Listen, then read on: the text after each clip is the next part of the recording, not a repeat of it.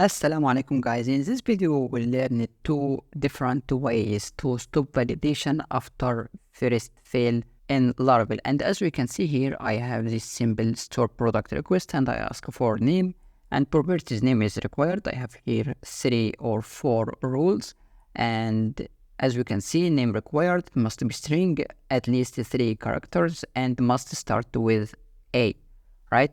And here, if I try to send a request because it's required, it will return the first required error. But if I provide letter here, we can see it returns whole failed error messages. Now, as we know, we have a bail rule to return the first error only or stop on first failure only for that field for name.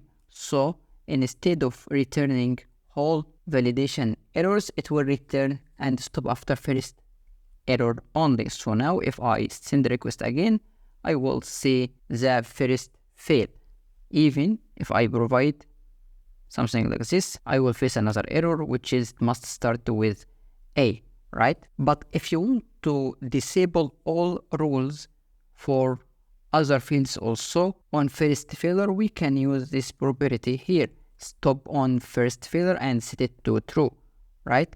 So now if I back and check, it will return and stop on the first failure for all rules for that field and for other fields also. So now we can say bail is for the field itself, stop on failure property will stop all other fields rules also.